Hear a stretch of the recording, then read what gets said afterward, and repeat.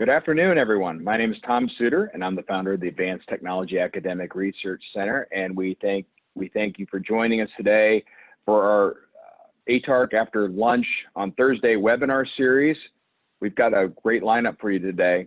And today we've been talking in our webinar series about all the changes that the federal government has made. And this is probably the first webinar we're going to talk about what's after pandemic, how have all these changes we've made to our IT. And so we're really excited about today. And I once again welcome all the attendees. Special thanks to Kim Wines, Larissa Chancellor, Rebecca Umberger, and the rest of the Flexera team. Thank you for allowing us to do this. You guys have been a great partner for a long time. And we're going to hear from our panelists. We'll also have some Q&A. We actually can pop in a poll question or two. We'll keep things moving pretty fast. And I think this is, if our prep call was any indication, it's going to be a great panel. So with us today, we've got just a quick introduction. We've got Tim McCrossin, Associate CIO for the Client Experience Center, CEC at USDA. Hi, Tim. We've got Frank Konetsky, who's been Mr. K. He's been with part of our program for a while, and he always brings great insights, and we're happy to have him again. And then we have with us John Moses, who's Director of Governance and Enterprise Management Services at the U.S. Nuclear Regulatory Commission. Hello, John. And last but certainly not least, the aforementioned Kim Wines, VP of Cloud Strategy at Flexera. So we'll get right into it. Maybe we'll start off with you, Tim, if you can talk about some of the things that you've experienced at USDA and what is a look forward as we get to the end of the fiscal year and beyond. Yeah, sure. Thanks. So hope everybody can hear me okay. First thing experienced is, and this is an important one, is I've had a whole lot of headphone hair. So, you know, everybody who wears those headphones, if you wear them for like 6 hours a day, trust me, you're going to get a little line across the top of your head. And yeah, I and many people have probably experienced that. I also learned something I think that's really interesting and brand new. For years and years, Blazers have had these patches on the elbows.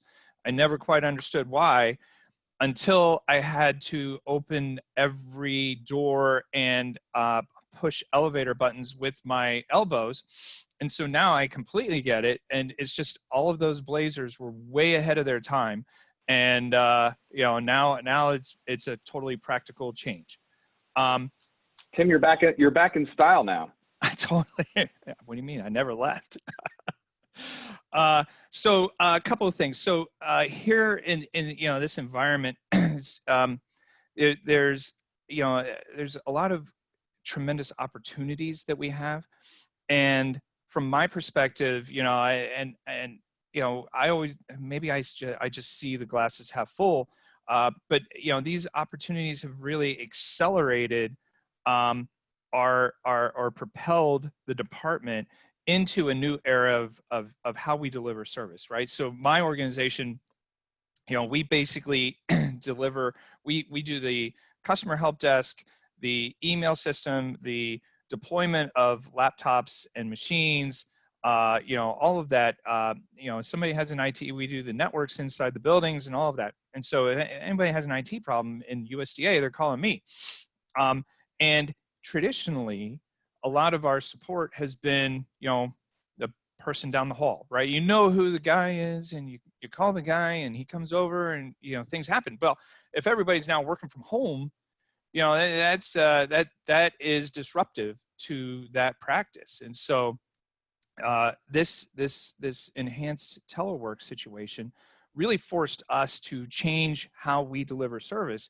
And now it's, services, remote service and virtual service first. Those are our primary methods for delivering support to people. If you call, you can come in through any of the channels and somebody will connect to you virtually to resolve your issues. And notwithstanding, we still have many types of issues in which there's, hardware issues, there's network issues where we got to physically touch equipment. And so we are working through those. It's, I have a great team of people who, honestly, sometimes they travel around to people's houses or schedule appointments where they can meet up, sanitize equipment. That's a big thing now is, if one of my people is touching a piece of equipment that they've never, it's not theirs, right? Bringing, sanitizing everything before they touch it, masking on. I had one guy who was traveling out to help a break fix in an area, and the news had just started reporting that day. It was, hey, this is a tremendous hotspot. And you know what? I told the supervisor, call them home, right? We're not going to send our people into a hotspot and put them at that higher level of risk. So there's a whole lot of change that has happened. And I got to tell you, even when a vaccine, and I'm certain that a vaccine will be identified, and hopefully it'll be sooner rather than later, but even in an era where we have a vaccine and people start coming back to work, and I'm not convinced. I don't think that we're ever going to go back to the way it was, right? We're never going to be back in that mode where it's, you need help with IT stuff. There's a guy down the hall. You're going to, call, hey, can you come? That's never going to happen again. We will have a minimal number of people geographically located to address those challenges, break fix challenges, hardware challenges, network issues. I don't think we're ever going to go back to regular support. It's going to be relying, probably 90% of our support will be virtual and remote support. It's also really good. Microsoft has set a date for retiring Skype. So that's fantastic. And this situation really forced us to think about Skype and Teams, and accelerated our adoption of Teams significantly. And so early March, our utilization of Teams eclipsed Skype, and now Skype is really dwindling down into a barely measurable rate of usage. And that's a good thing because it forced us off of that platform. There's a whole lot of people who are working from home, and a whole lot of people who have phones at their desk that, quite frankly, don't get used anymore. And this is another opportunity to really, hey, to what degree can we transition off of those traditional desk phones and really get you a phone, a soft phone, installed on your computer. Your computer's open. Guess what? You have a phone. You don't need to rely on a physical desk phone anymore. And finally, the last thing that I'll just sort of touch on is, this crisis has forced us to really re-examine how we deliver and deploy patches. It's the constraining factor in the deployment of patches historically hasn't been our network bandwidth. But, because everybody would come in and, you can assume that they're connected and you have a high degree of connectivity with all of those people. So you can push your patches with very little risk.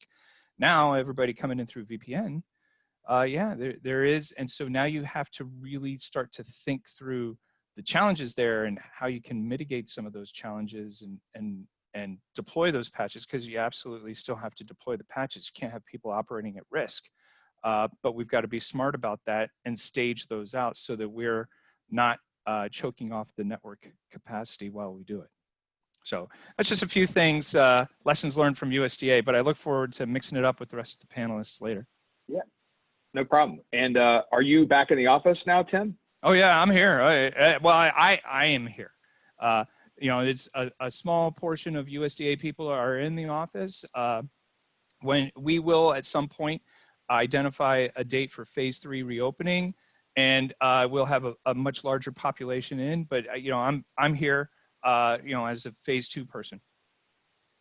Great. Next up, we'll go with John Moses, Nuclear Regulatory Commission. And John, you're preparing for disaster, but this was a little bit different than what you may have expected.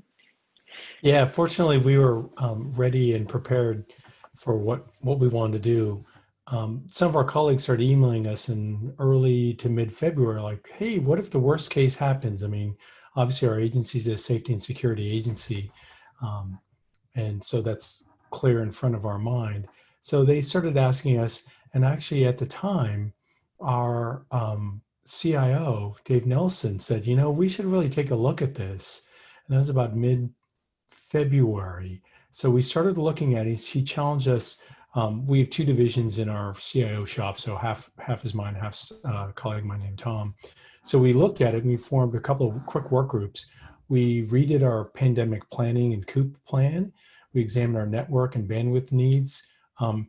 We never had more than maybe half to a third of the agency using it. So we had more capacity than that, but we also anticipated we might need more. And then frankly, we looked at the human factors, kind of building on Tim's point.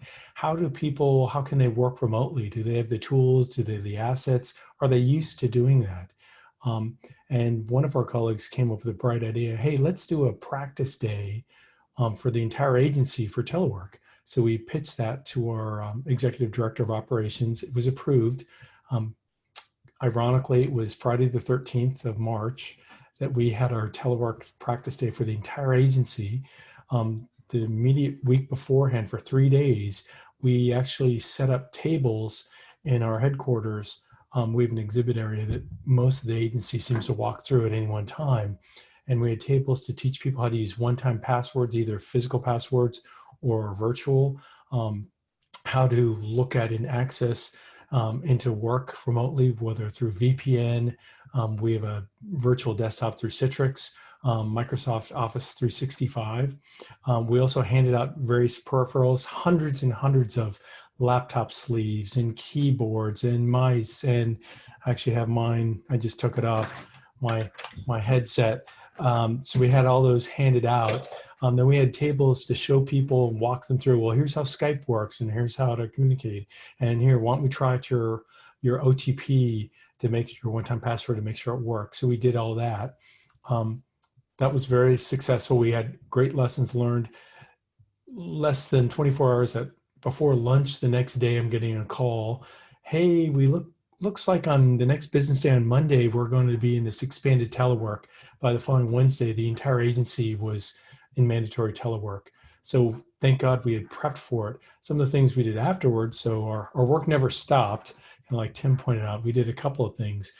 First and foremost, you look at bandwidth needs. You can almost never have too much bandwidth.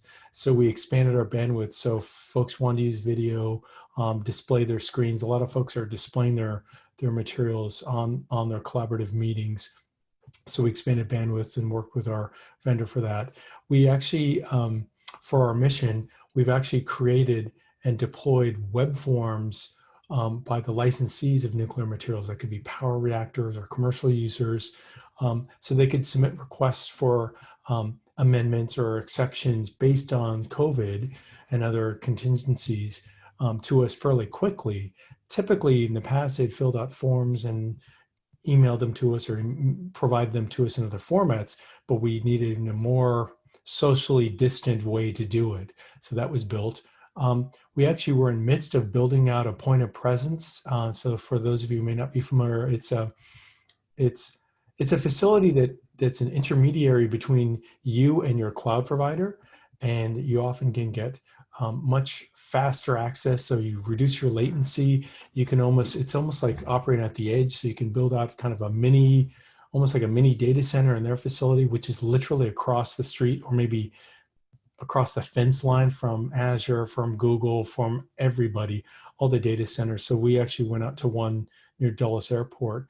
That was continuing to get built out. So that improved our latency or reduced our latency and improved, security and other aspects.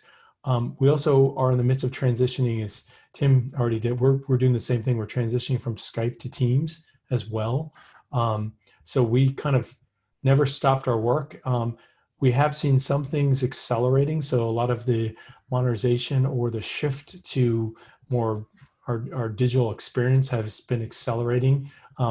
Plus, any barriers you might experience in the past, those seem to be diminished or almost washed away. Like, yeah, that makes sense.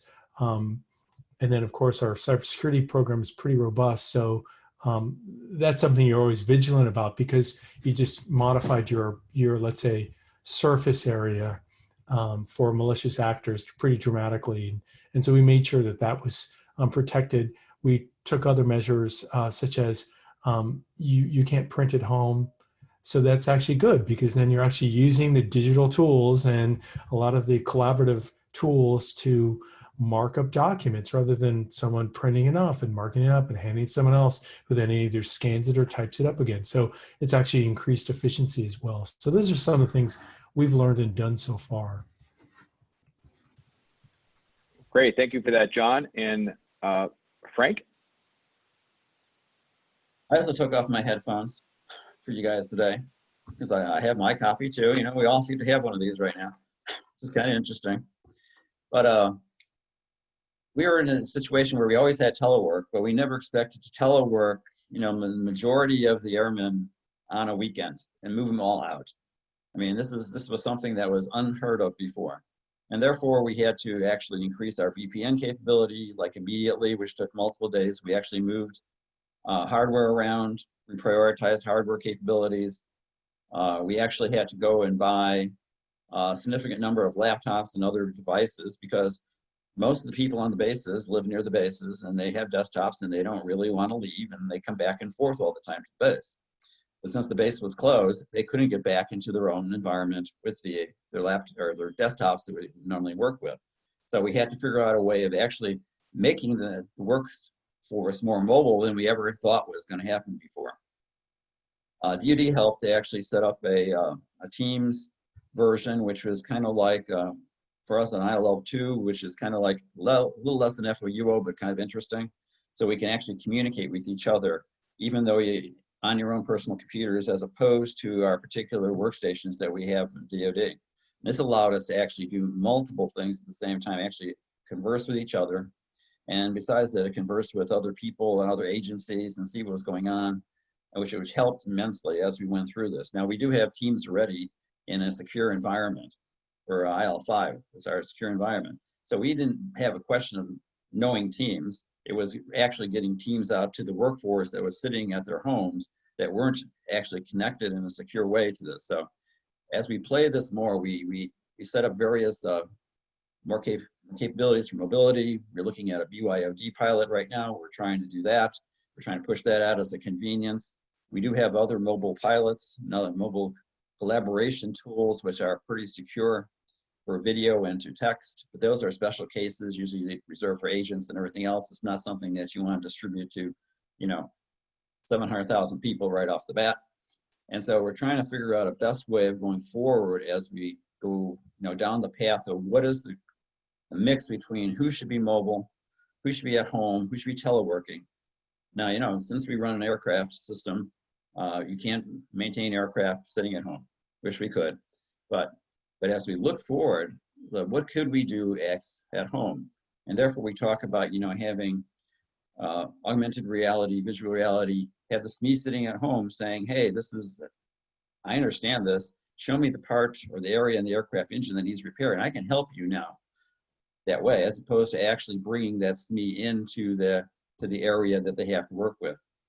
So as we go forward, we're playing with all sorts of new technologies and ideas as to how we want to do this. And of course, we're working on zero trust now, because we realize that some people are sitting at home on their commercial laptops that they have to connect into, like Office 365, in a secure way. And so we're looking at a pilot that actually will allow that to occur now. And everybody seems to be excited about that because everybody wants to do it.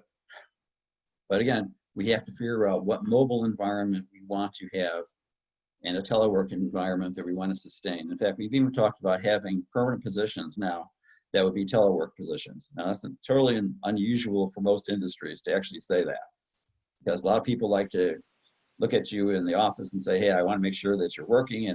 And as Tim said, a lot of times I would just go down the hall and grab a guy and say, hey, tell me what's happening. Can't do that anymore. A lot of times, you have to arrange for a meeting, which is, confusing. You can use Skype and other things, to actually, ping them. But again, a lot of times they're always busy. So we have to get out of that philosophy of grabbing people when you purposely need them right away, as opposed to let's talk about ways we're going to collaborate better. So we talked about how many teams can we actually establish. We talked about having special teams right now. When the secretary comes out with questions, we'd have a special team group that actually would analyze those questions. So we're actually going down the path of pretty much looking at how could we actually collaborate better in this new environment. And then we also have to consider, which we always love, we have all these other devices and everything else that we have to register and connect them with the purchase recs for asset inventory, as well as for the audits that will occur for all the money that we spent already doing this. And that's what we're trying to figure out now, is how fast can we actually do this. Yeah, we'll definitely be getting to that. Thank you, Frank, for that. And last but certainly not least, Kim Wines, it would be great to get some perspective. I know you kind of cross federal and the commercial. It'd be great to get some of the insights in your comments. Yeah, so definitely all of the stories that you're telling about the shift to work from home are common across all industries that we work with. And so in some cases, you guys are dealing with them, of course, on a very large scale. But what's been interesting is now that we've kind of got through that first push, I think people are sort of sticking their head up and looking around and saying, okay, we did all this stuff in the last several months, and a lot of it was great because it aligned with digital transformation initiatives we had before. You touched on the fact that, you know, we got a lot less roadblocks and we've moved faster. But now we need to sort of get our arms around what we've done, right? We want to maybe prevent the coming hangover, so to speak. And that's in a couple of different ways. So number one is like, what do I have out there in my IT landscape now? You know, I've issued new laptops and I've put new software on the laptops and I've enabled a lot more people on mobile devices, whatever it is. What do I now have out there in my landscape?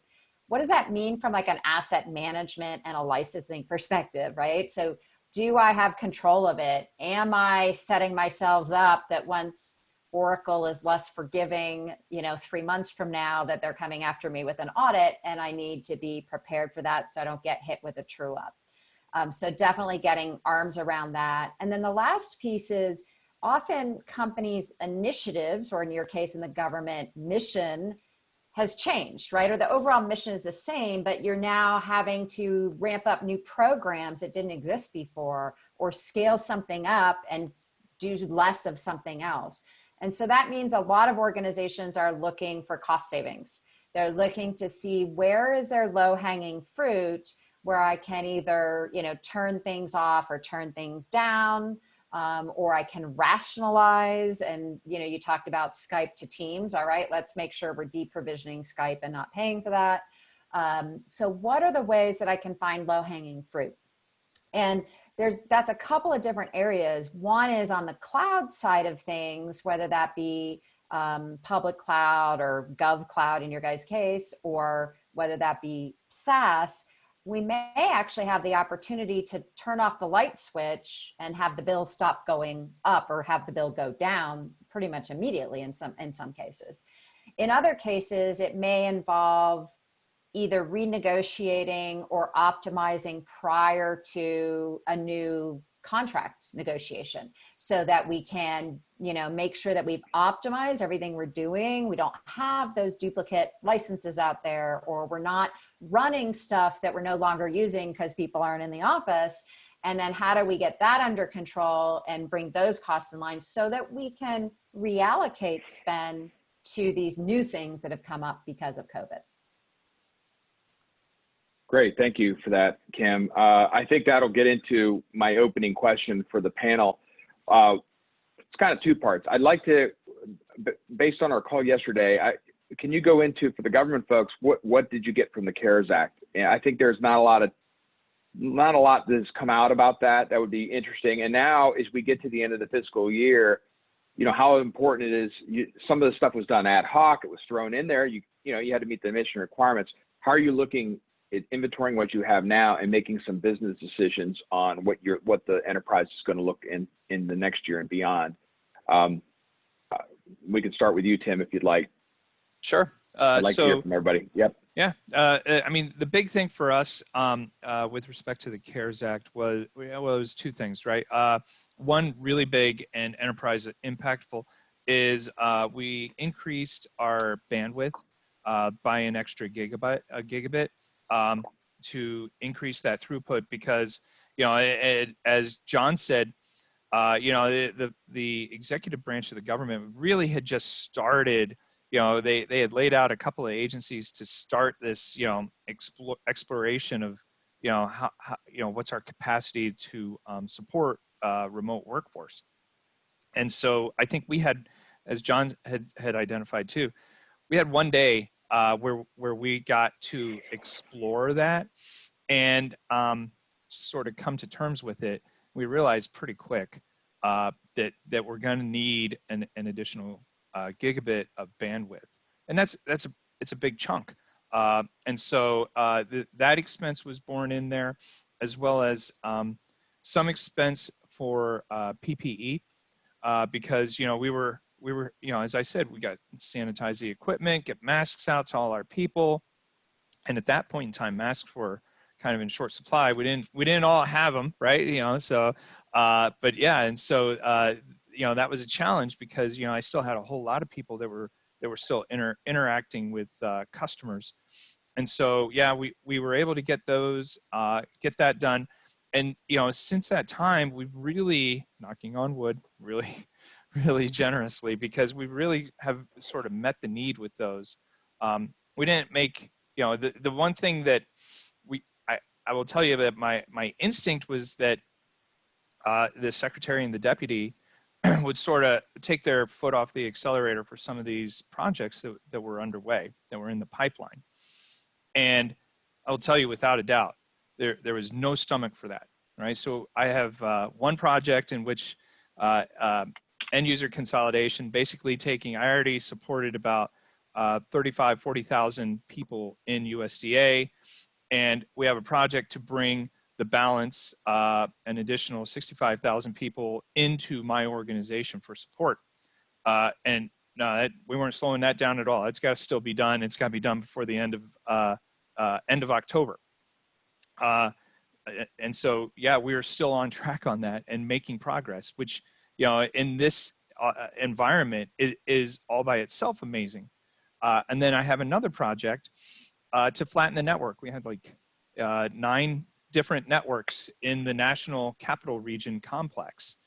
And so, part of this is, preparation for the EIS transition, but, it's also something that, the past 3 CIOs, going all the way back to Cheryl Cook, Jonathan Albaum, and now Gary Washington, have all said, let's do this. And so now we finally did it, right? And in fact, we ordered that equipment after this pandemic started, after everybody started teleworking.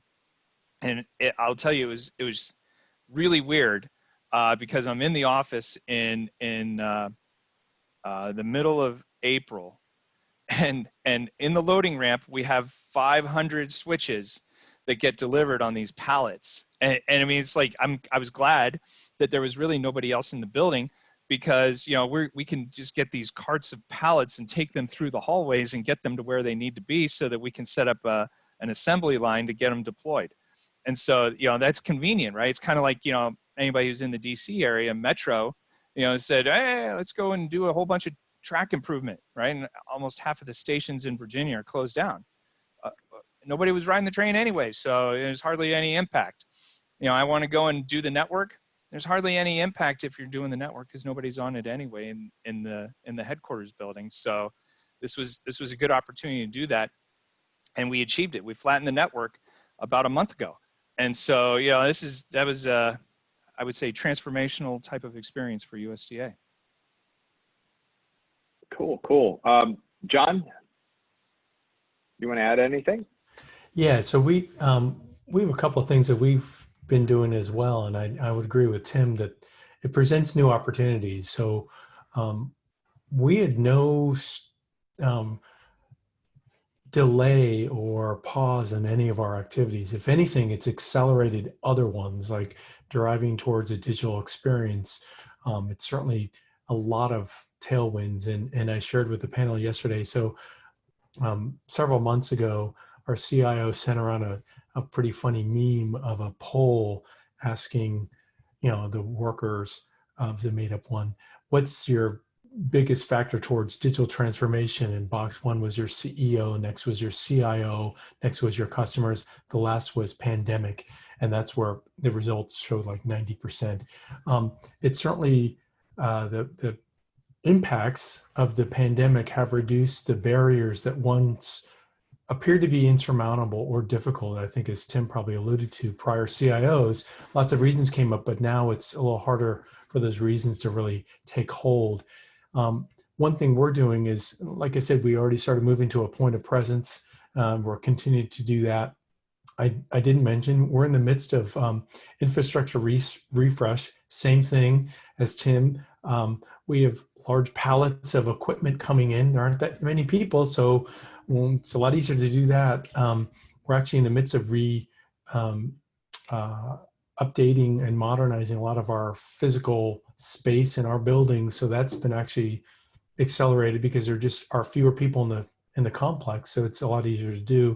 My team was actually in the midst of building out a whole conference room capability. The challenge with that is early on, some thoughts were, well, let's build out the large conference rooms for social distancing. But then a counter argument might be, well, actually build out the small conference rooms because those almost turn into small, full-featured, modernized, capable offices. Because we have a lot of cubes and things like that going to more open space. So that's where the inflection point is, I think, at some of the decisions. Likewise, we're in the midst of pursuing, and we're going to engage in a much more wholesale enterprise architecture effort, hopefully starting this fall. But nothing slowed it down. Everything, if anything, is speeding it up. We're looking at, does it make sense? We recently upgraded to our VoIPs solution. Does it make sense to look at an alternative? And I'm not going to steal Tim's thunder because he had a great point yesterday. But looking at the assets one has at their desktop may not be the best way to do that, because now we're all using the tools like this.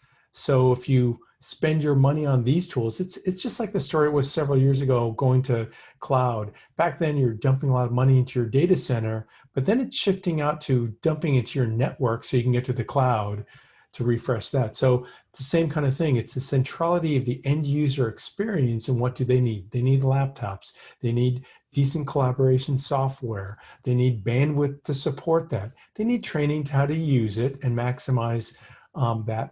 And they also need security. So those are some of the things that we've continued with unabated. Great. Frank, you want to add a little bit to that? Sure.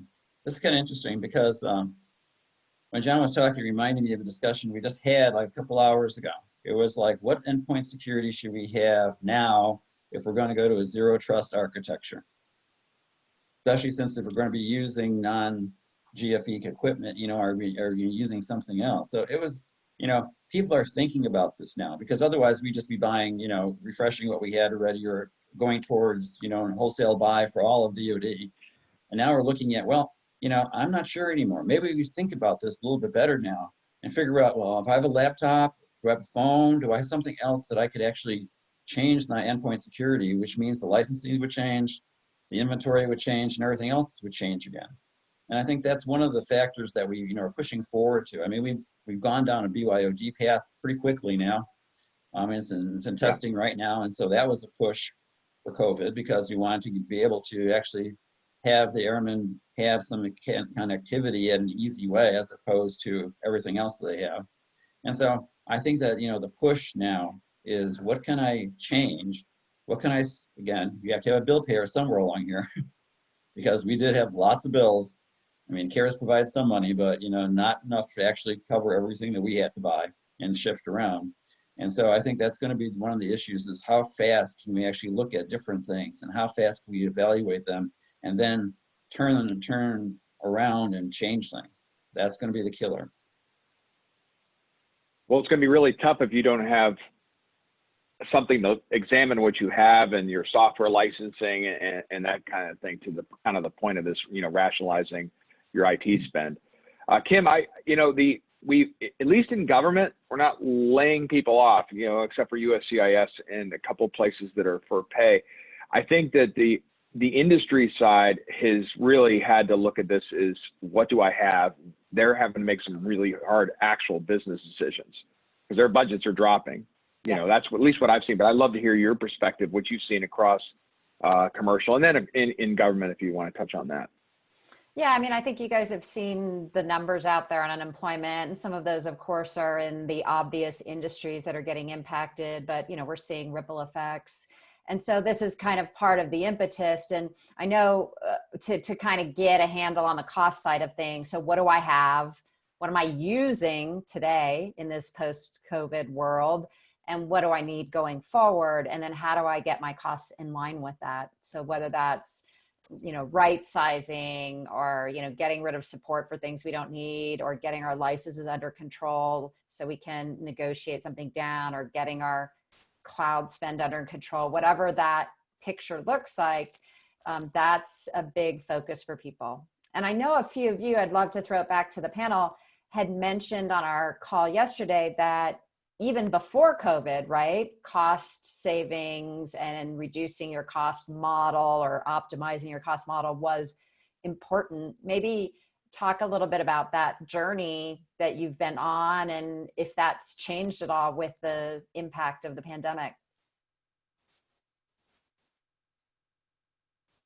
Is it okay for me to jump in on that? So, for USDA, when I look at my organization and how do we support 110,000 people, the more stuff, the larger the number of applications on a particular device, laptop, desktop, it's going to cost me more to support it, right? And so right now, as I look through, it's going to be crazy because the data is not perfect, but something in the order of 35,000 unique software applications. And so each application, if it's a different version, it counts as a different application. But yeah, and the average number of installations for our software applications is 2. I can't scale that, right? And so, now we're in the process of, I think that we're asking the right question is okay, if our average number of installations for a piece of software is 2, we should be aiming much higher, right? And granted, I have some applications that are installed at 110,000 instances. And so that means that everybody's got it. And that's exactly what I want. And so increasing that average installation rate is something that's very important to me.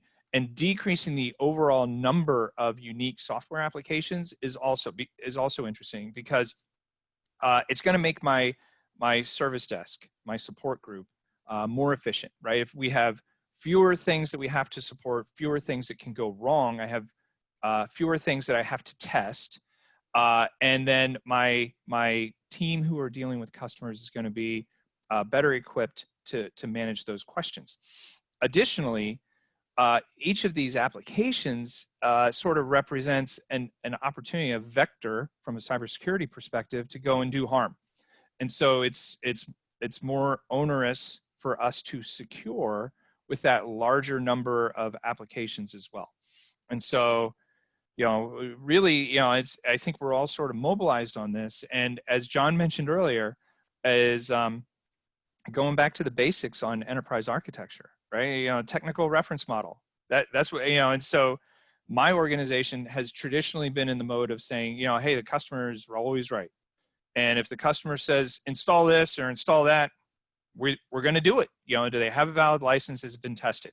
And if provided both of those are yes, we're installing it.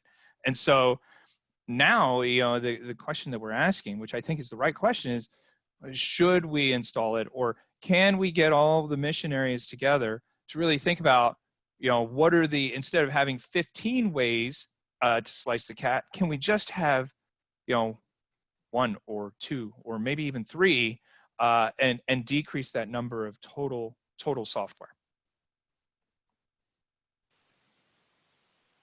John or Frank, you want to chime in? Yeah, I'll chime in on this one.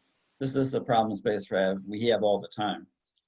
Since we are a spread out organization with 150 installations across the world, everybody likes to do their own thing at some point in time, especially when we have applications that are run at a particular base and only at that base. Sometimes they add different capabilities to it. And so it's difficult because we have contractors come in to build systems for us, and they put their own things on the bases as well as the enterprise level. So we have to maintain a real good inventory as to what's going on, because some things pop out of nowhere. And we always ask the question, well, who purchased that piece of software? Do they have the license for it? Is it going to be spread across multiple bases? So we have to keep track of this now. My favorite is, how old is that piece of software? Because sometimes we have real old stuff out there because people like it. Doesn't mean it's a good one, it's just they like it because they're used to it. And that a lot of the engineers like old software, you'd be surprised, but it's true. And, you know, especially in cybersecurity areas, I mean, this is very difficult. I mean, the cybersecurity guys have their own set of tools, and they always have a problem with that set of tools because they have too many tools, because every new tool adds some feature that they want, but doesn't replace the other features that they already have. And so therefore you see them multiplying on top. In fact, we have an initiative to actually decrease the number of cybersecurity tools because there's too many now, and you can't really operate effectively with that many tool sets. So there's a way of looking at this, is we have to have this inventory. We have to figure out, where is it coming from? And then we have to figure out, are we responsible for the licensing costs? And of course, it's always, you know, when we talk to the vendors, they're always looking for true ups. They always tell us, we have all these licenses out there, and we're like, well, let us go check.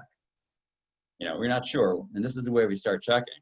We also have, you know, if somebody tells us that, you know, that version of that software is not secure, the question becomes to us, how fast can I find that version of software throughout the entire Air Force? That becomes hard, especially for the older versions of software. Or, you know, they always, this, like Skype is going away. Well, now I'm going to have to go and look everywhere, see where I have Skype, and look at the impact of what are they going to replace it with.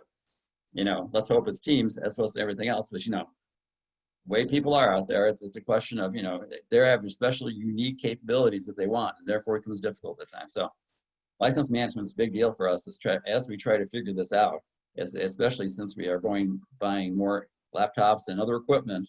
We're going to have to actually keep track of that pretty well. Yeah, it definitely changes the threat vector to a degree. John? Sure. As the smallest agency, we're a little different from other big cabinet departments in that we're a fee-based agency.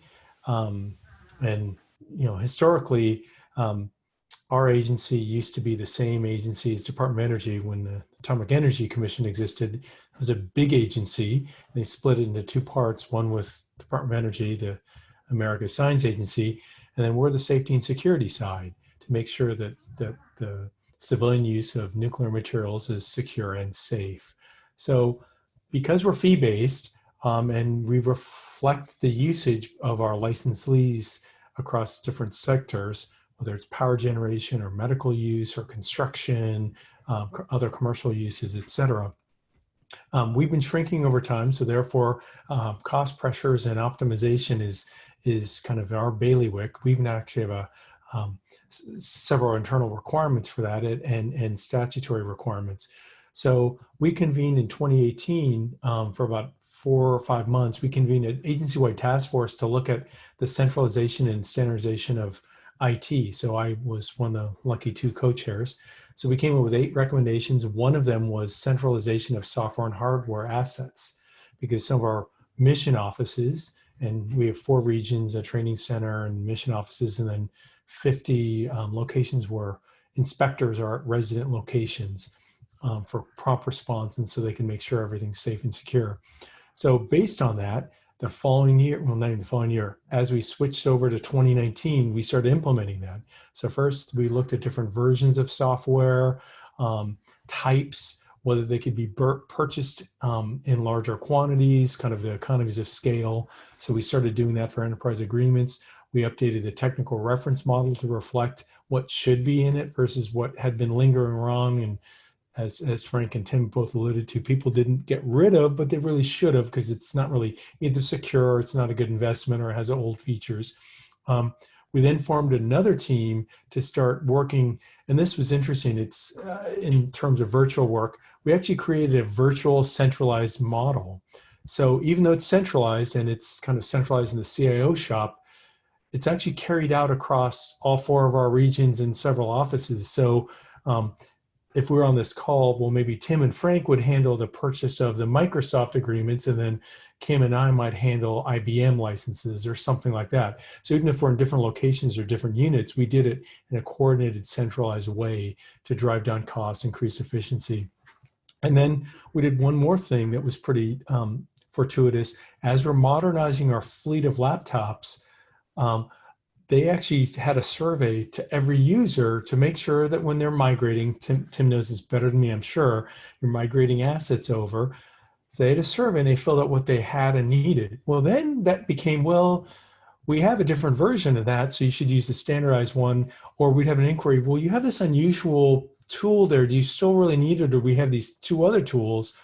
And actually, with very few exceptions, people are pretty happy to get the new tools or the new features. So that also gave us another entree to strip out a lot of the detritus of or chaff of software that's kind of hanging out there. And then last, routinely when we do cybersecurity checks, we use a variety of tools to scan what's on the network, whether it's patch management, cybersecurity, and tying into our asset management capabilities to kind of keep cleaning and make sure it's fresh and taken care of. So that's kind of how we did it across. We're still in that process. We're still carrying out, and we actually develop MOUs across our organization. So if Frank and I are buying something, we have an MOU to make sure that we're all in alignment. Yeah, we're going to buy this amount and this person, et cetera. So it stays controlled and coordinated. But that's kind of how we've been doing our approach. I think that's kind of genius to offer the new thing to get rid of 5 old things. I think that's a good way to kind of rationalize your things. I'm gonna steal that idea. That's a good one. Well, I like that. To your point, Yeah. that's also a risk, right? The old stuff is often where vulnerabilities can be concentrated. It can be harder to patch it. And so keeping current and also planning for the future, right? Like if we know that we have stuff that's out of date in this particular business service or application, that's something that we may want to plan to retire, replace, update, modernize, whatever that's going to look like for that application. So having that picture is really important. Great. Hey, let's do a couple, Alyssa, let's do a couple poll questions real quick. And then also get your questions ready. We have still some time for questions. We could pop in a question or two. Please feel free to ask something. So here we go. How confident are you in your organization's overall response to the pandemic? And then what is your biggest challenge with COVID-19? We'll give it 10 seconds. So everybody hit it quick.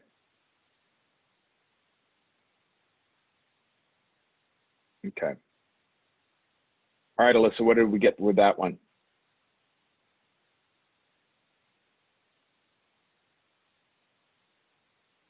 Interesting.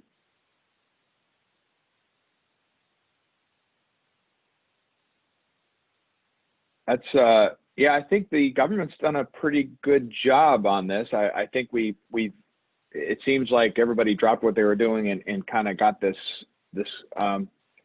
you know, you were on the clock, and then I don't know, the collaboration stuff was pretty good. What's your comments, Tim?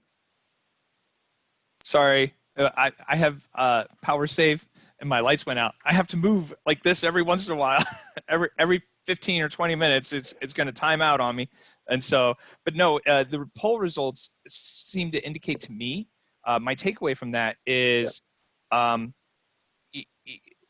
this is a universe in which we now have a couple 3 months experience working with this, and so that higher level of confidence that we can deal with it.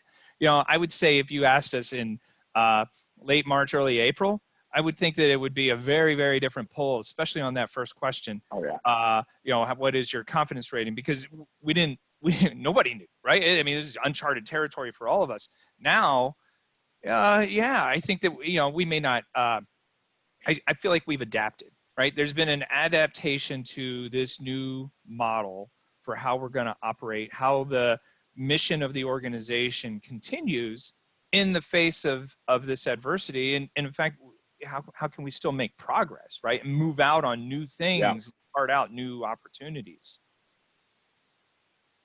I think that's definitely the big question. It's like, if we can be this great in a pandemic, what do we do on a day-to-day basis? Because it seems like to actually implement something on a day-to-day basis takes quite a long time. And anybody else have any comments about that poll? I actually want to get in the next poll. There's some good questions on that. But does anybody have anything else they want to add? Any surprises there? Or... Okay, we're good. Let's go to the next poll question. I definitely wanted to get that one in. Alyssa? What is the biggest barrier your company is facing during the pandemic? Put an agency as well on that, I guess, obviously. And how satisfied were you with your company agency ability to transform digital agency during the pandemic? Okay.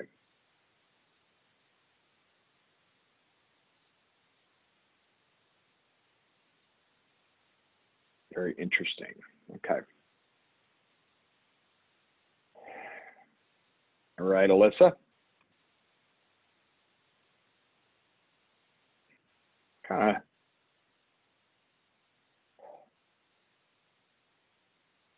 of very interesting. I think the licensing issues, that's like more like the tail end, but still, I was 17% is pretty, it was a lot more than I would have maybe thought coming into this series that we're doing. Security, yep, because I'm remote now. I might not have been remote. You're just testing some of the stuff for the first time. And yeah, it seems the digital agency, going into a digital agency, I think the government has done a great job. You know, pat yourself on the back. I think you've done a pretty good job getting everybody out in the field, getting them laptops, changing the way we do business. I can't roll my 96-year-old grandmother into the Social Security office anymore. You know, I've still got to inspect meat packing plants. So very, very interesting. Anybody want to comment on that? Any surprises for you there? Yeah, I think we all knew the security and the IT resources were going to be there. I mean, that was a given. Yep. Yeah, I think you're right. I was having a Go ahead. conversation with an analyst from Gartner just yesterday about this, to say, hey, are you guys seeing increased audit activity yet? And the answer was not yet, but we think it's coming. You know, everybody right now doesn't want to be the bad guy. And also a lot of those depended on sending people on premise to, you know, put feet on the ground or boots on the street, however you want to say that, in doing those audits. And now that's not possible. So I think that that's going to be part of the potential hangover aspect that we'll have to watch out for and keep an eye and see how that evolves over the rest of the year here. Yeah, the bills are just coming in right now, right? The bills bills may are come coming. due. Yeah, well, And even I think under the CARE Act, yeah, go ahead. it was structured that you could actually get CARE Act funding and pay for something that even before you, let's say, got the funding for the CARE Act, if you're scaling up. I mean, that's how it was structured. So you're right, the bills are still coming. That's one thing. I think we got a small amount of money for the CARE Act, and we used it, I think, well. So for instance, we actually paid for a lot of consumables like mice and break fix equipment, laptops, things like that. We use it for bandwidth expansion. We use it. We actually are just starting to use that for business process transformation. So we know we're going to have to change the processes because they're structured for either manual or paper-based. But as they go digital, you need to do that. So that's kind of the other bucket. So I think that's coming through. The other thing is, having been on the front end of that side of it, is the reporting requirements for the Joint IG Task Force. I think it's called the PRAC, the Pandemic Response Assessment Committee or something like that, if others remember the exact name. But so that's for the agencies that got a large amount of funding, that's going to be even that more complicated. We didn't get that much, and it was pretty clear. And we're paying very close attention to tracking and tracing what it is spent for, and only for the needs that are provisioned in the CARES Act.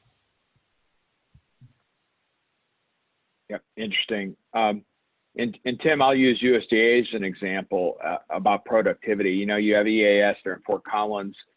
They are used to being co-located. A bunch of developers are working on these projects, and they have contractors, and they're all co-located, and now they're all remote. So not only do they have to have new capabilities as far as telecommuting, but they have to have new collaboration tools. Where are we now that we've gotten over the hump of getting everybody basic communication?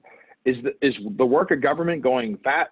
Is it, as of today, is it going slower, faster, the same? If we had any evidence in the federal government, and Kim, I'd love to hear what the private industry thinks is happening. Where are we today on actual productivity? So I would almost say it's hard to judge. I don't think it's going slower. If it's going faster, it's hard to measure how much faster. You know, none of our deadlines have changed, right? And so, yeah, and you know, maybe the fact that, you know, we've accelerated certain activities, maybe that could be the barometer for the degree to which it's going faster. You know, and you know, there's a whole lot of orientation right now about cost efficiency, right?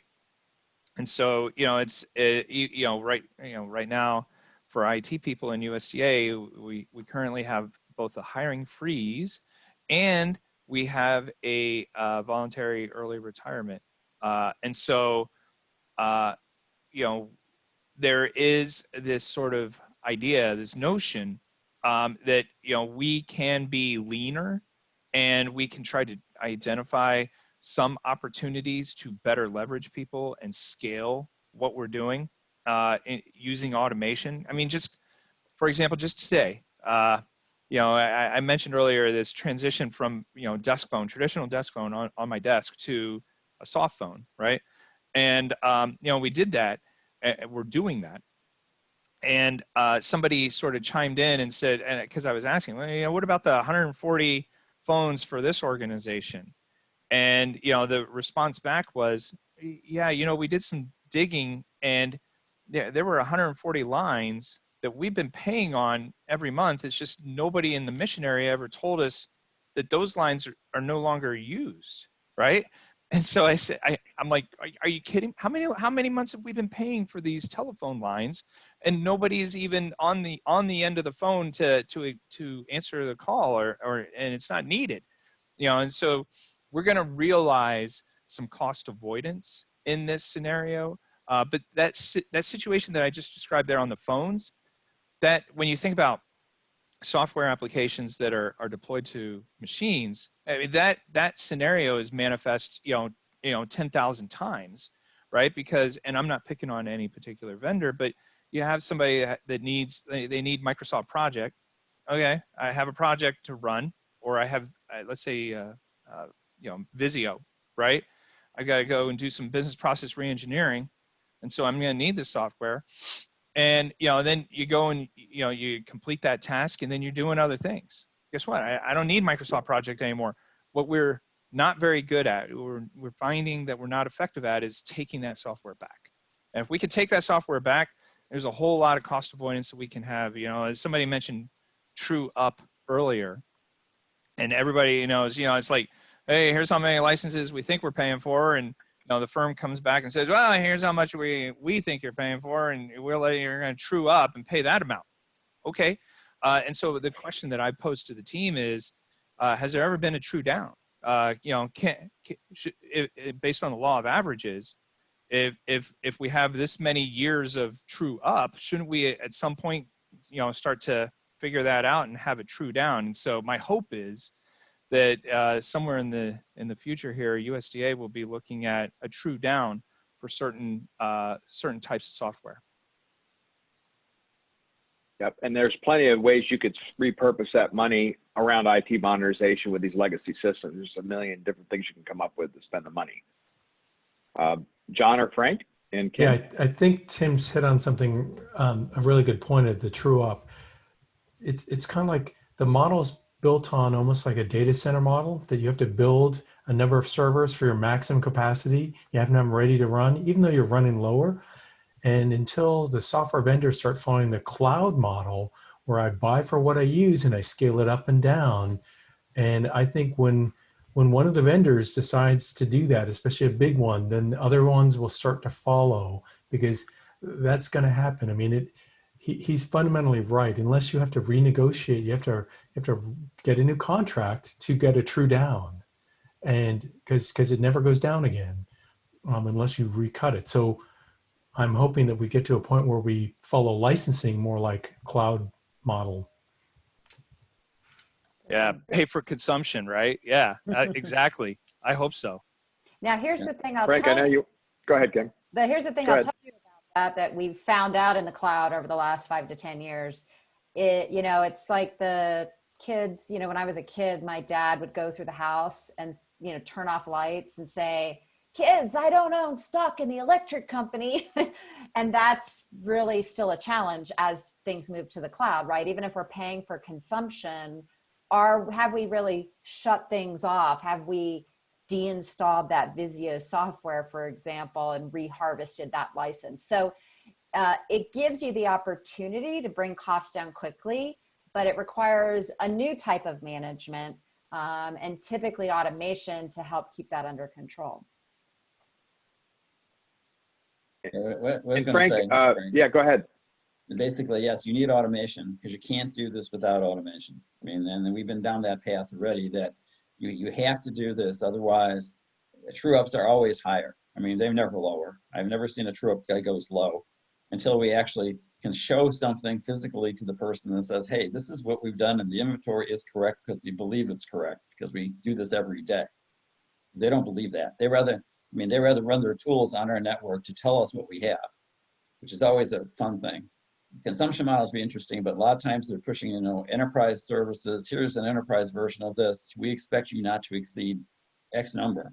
That only forces everybody, that encourages everybody to go really up to that number right away, if not over. So, there's the models are there for you to increase your footprint of their whatever tool it is all the time, and just you have to watch out for it, because otherwise you're going to be spending lots of money. And it seems like you're not, but that's the way it comes out to be. Is a potential model to hire a company or contractor to kind of manage this process and have a share in savings, how much they save? We've done this before with like phones. You hire a company and I forget what they call them, but they go in and they look at your bills and, the 13% of the phones haven't been used in the last year. Is that maybe an idea for software to have somebody that does that doesn't manage your systems or anything, that there's no conflict? Is that like a thing, or? We've talked about it. We've talked about having brokers that actually would be a broker between us and the vendors that sell. It hasn't succeeded yet, because it's the way you have to give total visibility for a lot of this stuff. And the question is, do you want to do that or not?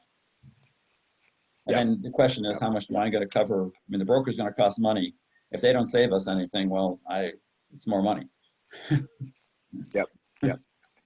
Well, we're just about out of time. I'm going to give you the last word, Kim, if you want to add any point here at the end. No, I've just been great to hear all the stories today. I think they align very much with what we're seeing across all industries. So that's great. I think that, it sounds like the initial response to all the changes has been pretty amazing, honestly. And the fact that this is really going to potentially accelerate digital transformation, continue to help us with our cost efficiency, cost optimization, et cetera. I guess that's the positive note out of this, right? That we might be able to use this to continue to progress even more quickly on our large IT initiatives. But, we're kind of giving people the heads up to watch out for the coming hangover, right? Let's get things under control of everything we had to do quickly. Let's make sure that we've got, whether it's licenses, whether it's assets that are out there, so that we can continue down that path towards digital transformation, towards that cost efficiency. Great. Well, thank you, John, Frank, Tim and Kim for the conversation. I actually learned a lot. This was fantastic. And thank you all for sticking with us this afternoon. And I think we have our next lineup, Security in the New Digital Age. And it's our working group virtual launch with security. And we've got a fantastic lineup with some familiar faces there. So we will see you next Tuesday, I believe. And thank you very much for your attention and have a good day. Thanks all. Thank you. Thank you.